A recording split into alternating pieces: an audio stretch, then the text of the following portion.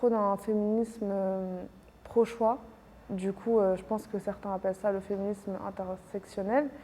Et pour moi, la définition du féminisme, du coup, c'est de pouvoir, en tant que femme, faire ce dont on a envie.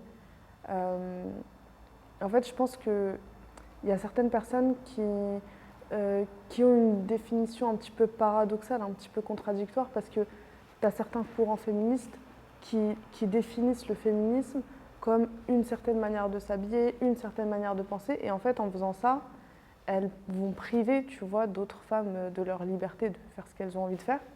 Et, euh, et du coup, là, en fait, ça devient contre-productif parce que au départ, le féminisme, d'une certaine manière, c'était une façon de se libérer du joug de la jante masculine à une certaine époque où, par exemple, les femmes ne pouvaient pas ouvrir de compte bancaire ou des choses comme ça.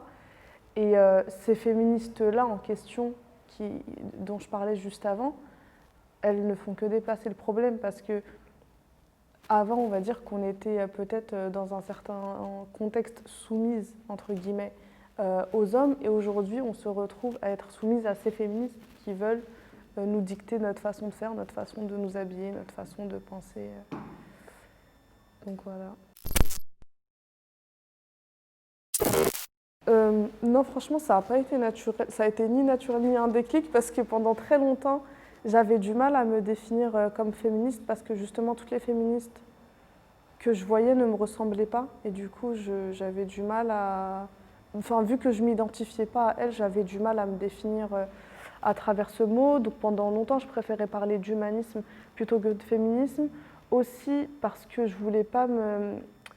Je considère que d'une certaine façon, euh, quand tu te définis comme féministe, tu te définis par rapport à l'homme alors que tu es en train de...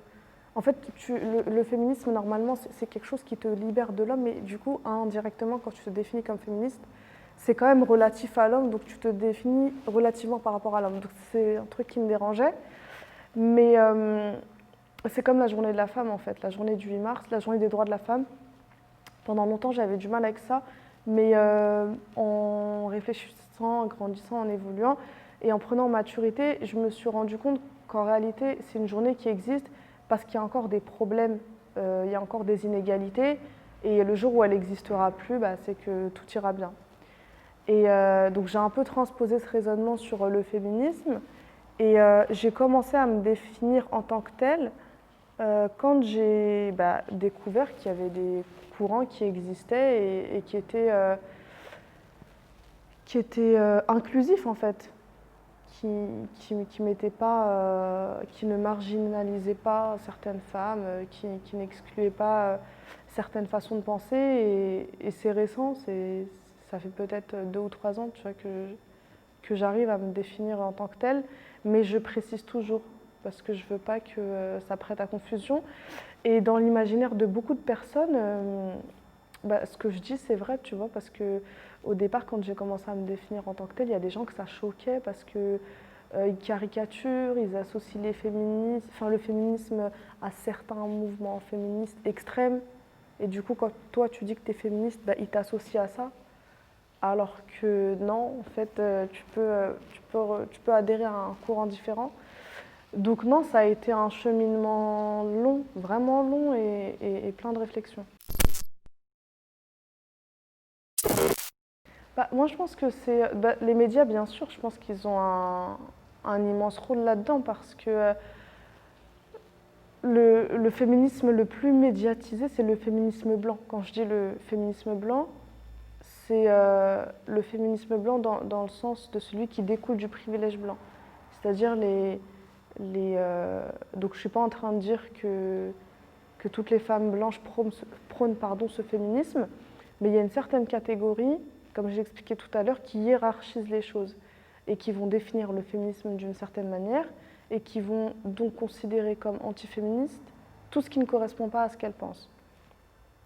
Et c'est ce féminisme-là qui est médiatisé. Donc forcément, si à chaque fois qu'on parle de féminisme dans l'actualité, dans les médias, mais aussi dans le monde du cinéma, parce que c'est aussi un canal de diffusion, si à chaque fois c'est associé à des choses extrêmes, Si à chaque fois c'est associé aux pratiques des courants féministes les plus extrêmes, bah, dans l'imaginaire des gens, ils vont faire le lien, tu vois. C'est comme si tu disais c'est comme si tu prends un enfant et pendant toute son enfance, tu lui montres une orange en lui disant que c'est une pomme. À un moment donné, tu vois, il va penser que c'est vraiment une pomme. Et si toi, t'arrives, et si quelqu'un arrive en lui disant mais n'importe quoi, c'est une orange, il va avoir du mal à déconstruire ça. Donc, et puis forcément, si à chaque fois que tu présentes des femmes des minorités, issues des minorités, que ce soit à travers leur religion, que ce soit des femmes musulmanes ou que ce soit à travers leurs origines, des femmes asiatiques ou africaines ou peu importe, et que ces femmes-là, elles ne sont pas associées à l'image du féminisme, bah, pareil, tu vois, dans l'imaginaire des gens, on aura plus de facilité à associer une femme blanche au féminisme qu'une femme issue des minorités.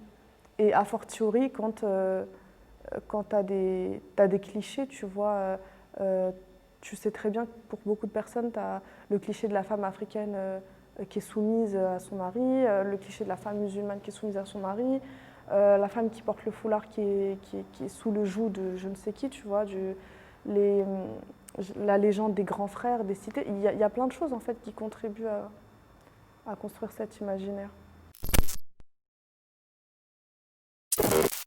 Tu as plein de domaines où tu as différentes façons de faire, différentes façons de penser, sans forcément qu'elles s'opposent en fait les unes aux autres. Ça peut être une richesse, tu vois. Ça peut être le principe, c'est de se dire toi tu penses comme ça, moi je pense comme ça. Où est-ce que ça converge, où est-ce que ça diverge, sans pour autant être. En fait, on ne doit pas être à la recherche de la meilleure formule, tu vois. Donc, je pense que si on a cette façon de penser, si on arrive à accepter que l'autre ne soit pas d'accord, mais que pour autant ça ne veuille pas dire que ma façon de penser, elle est meilleure ou moins bien que la sienne, je pense que c'est pas problématique qu'il y ait plusieurs courants de féminisme. Mais quand on commence à vouloir les hiérarchiser, quand on commence à vouloir dire le féminisme, c'est ça. Par exemple, tu vois, quand tu as des personnes qui disent que le port du foulard c'est antiféministe, là tu commences à rentrer dans un problème. Quand tu dis que, par exemple, une fois je discutais avec une dame qui travaillait dans une collectivité territoriale, une fonctionnaire, et qui avait une discussion avec ses collègues et qui expliquait que le dimanche ils avaient un repas de famille et que dans la tradition, en fait, elle avec ses cousines et ses tantes, elle faisait le repas et puis c'était tout de suite perçu comme antiféministe. Alors que, et en fait, c'est la fermeture d'esprit qui fait ça. C'est-à-dire que si dans un foyer, tu as une femme qui est submergée par ses tâches ménagères et qui a besoin de soutien, là c'est une situation critiquable, blâmable. Mais si tu as une femme qui, un dimanche, je ne sais pas, toutes les semaines ou tous les mois, prend plaisir à préparer, tu vois, un repas pour sa famille, je ne vois pas en quoi c'est antiféministe. Et en fait, le problème, c'est de catégoriser, de prendre un fait et de dire ce fait-là, il est antiféministe, alors qu'en réalité, ça dépend du contexte. Donc, je pense que si on arrive à être ouvert d'esprit et à accepter les différentes opinions, je pense que ça peut être au contraire une richesse d'avoir différentes façons de penser le féminisme, en fait. En fait, je pense qu'en France, malheureusement, c'est un pays où il y a encore beaucoup d'idées préconçues, de préjugés, de visions un peu archaïques. Après, il y a aussi on traîne des déchets, on traîne un petit peu des vestiges de la mentalité qu'on a hérité de la colonisation. Et moi, j'ai déjà eu des discussions avec des femmes qui sont encore. Moi, je dis que leur cerveau est encore sous l'emprise de la colonisation, dans le sens où tu as la caricature de la. Je prends l'exemple de la femme parce que on parle de féminisme, mais de la femme blanche ou de l'homme blanc en réalité, parce que moi, pendant la campagne présidentielle, il y avait des propos de Manuel Valls qui m'avaient choquée. as toujours cette image de la femme blanche ou de l'homme blanc qui veut civiliser tu vois, les autres. Et a fortiori quand c'est des personnes issues des minorités, que ce soit des minorités religieuses ou des minorités, je ne sais pas si on peut dire ça ethniques, mais en tout cas qui ne représentent pas la majorité. Et du coup, cet héritage-là, il conduit à des discours qui sont choquants, tu vois. Et je l'avais dit, je pense que je l'avais dit si mes souvenirs sont bons, quand j'étais passée sur le plateau. En fait, on essaye de se libérer d'un joug et on est rattrapé par un autre joug, tu vois. En fait, tu es en train de te libérer d'une tutelle, mais tu as l'impression qu'en face de toi, il y a une autre tutelle qui va te rattraper. Et j'ai l'impression qu'il y a des gens qui ne comprennent toujours pas aujourd'hui qu'une femme, quelle qu'elle soit, peut penser par elle-même. Parce que tu avais un chroniqueur qui a fait des micro-trottoirs et qui avait posé différentes questions à des passants. Et du coup, il est tombé sur une dame un peu âgée et il lui a demandé ce qu'elle pensait du foulard, tu vois. Et elle lui dit, c'est un asservissement, c'est une soumission. Et il lui dit, c'est pas ce que disent, c'est pas ce que disent la plupart de celles qui le portent. Elle a répondu, oui, mais ça, c'est ce qu'elle pense. Ça veut dire qu'en fait, tu as une femme en face de toi et cette femme-là, elle te dit, toi, en tant que femme, tu sais pas, t'es pas maîtresse de tes pensées. Donc tu vois, elle se met un peu dans le rôle de l'homme archaïque, tu vois, contre lequel on s'est battu à l'époque. Je pense que le féminisme, il a encore du chemin à parcourir dans le monde et a fortiori en France. Je pense que la fermeture d'esprit, c'est vraiment une tare. C'est vraiment une tare parce que c'est comme avancer dans la vie en fait, avec des œillères. Du coup, c'est une grosse cause.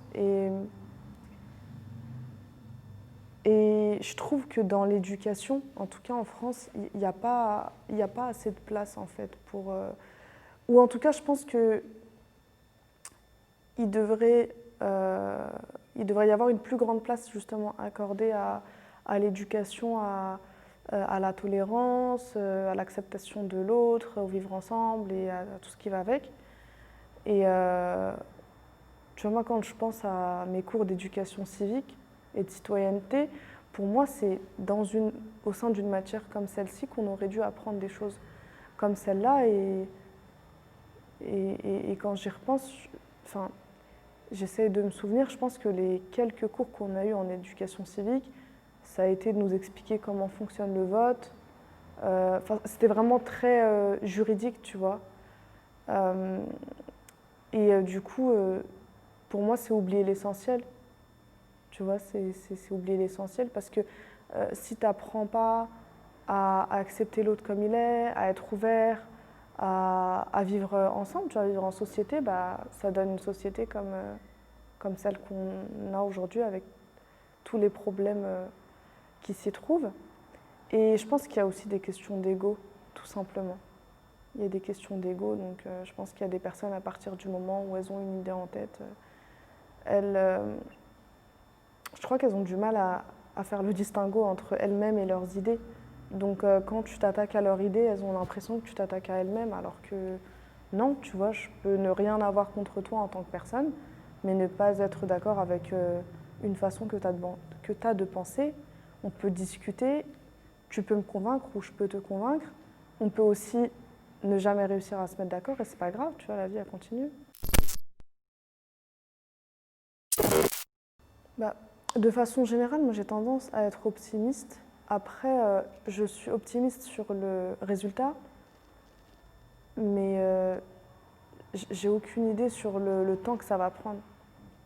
Franchement, je pense qu'à un moment donné, il va y avoir du changement, mais je ne sais pas combien d'années il faudra pour que ça arrive, parce que quand tu prends par exemple le sujet des violences policières et que tu vois qu'un film comme La haine qui est sorti il y a hyper longtemps est aussi actuel qu'un film comme Les Misérables qui est sorti l'année dernière, tu te poses un peu des questions, tu vois, sur l'évolution des choses, mais je pense qu'il faut agir de toute façon parce que personne ne sait à quel moment ça va vraiment avoir de l'impact. Donc, tu vois, je suis contre le fait de dire de toute façon ça bouge pas, ça fait trop longtemps. En fait, l'essentiel c'est que chacun agisse à son échelle et après, on verra ce qu'il advient. Mais au moins, si tu fais une tentative, si tu essayes quelque chose, tu n'auras rien à te reprocher, tu vois, tu n'auras pas de regrets. Alors que si tu fais rien, bah, c'est sûr qu'il ne se passera rien en fait.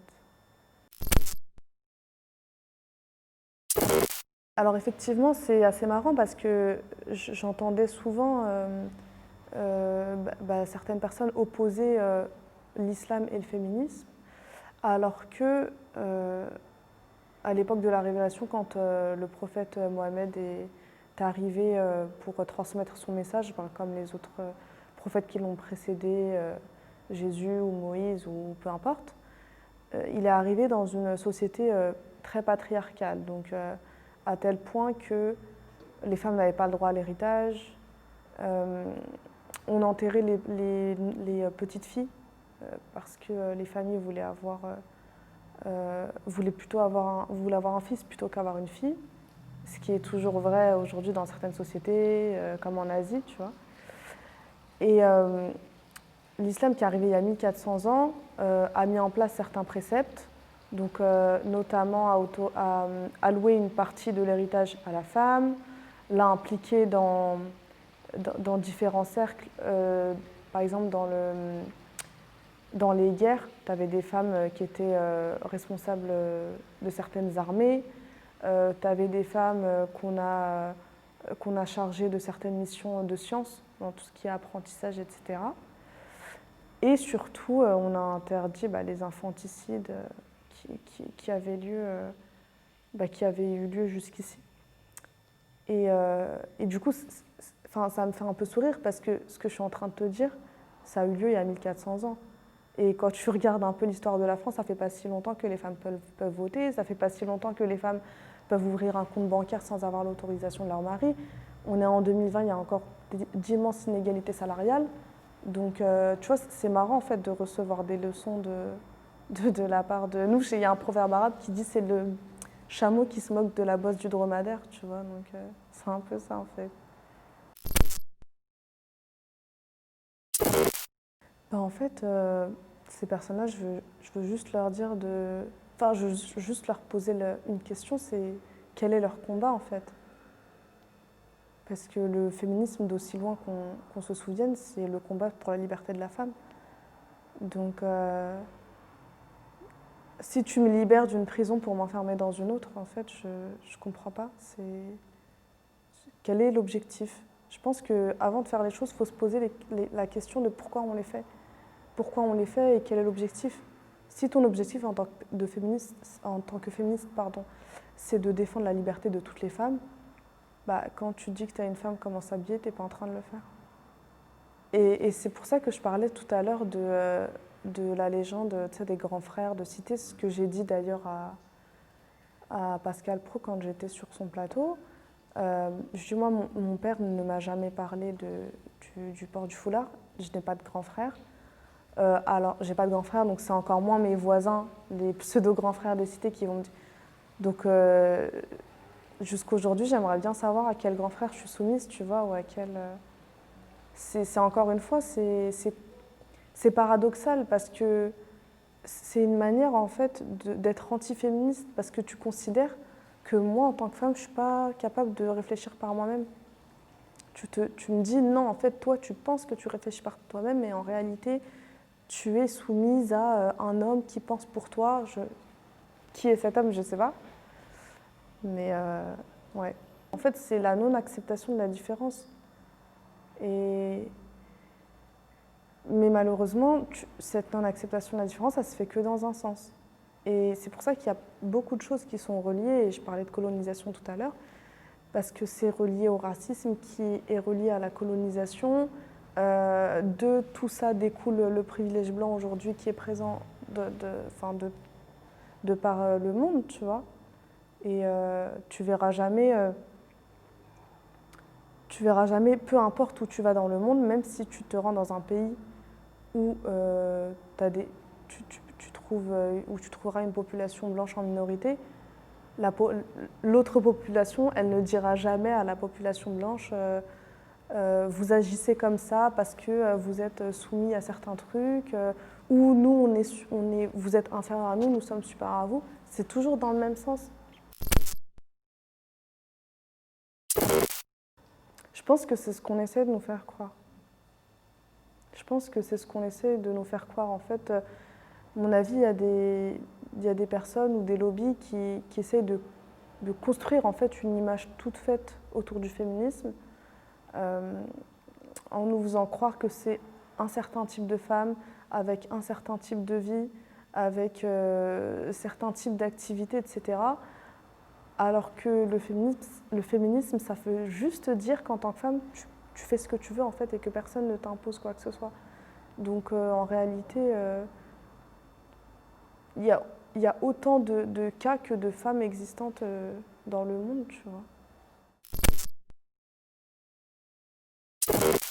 Bah, je pense qu'il devrait y avoir plus de prise de parole là-dessus. Après, encore une fois, je pense que c'est la conséquence de l'image qui est véhiculée à travers les médias ou à travers le reste.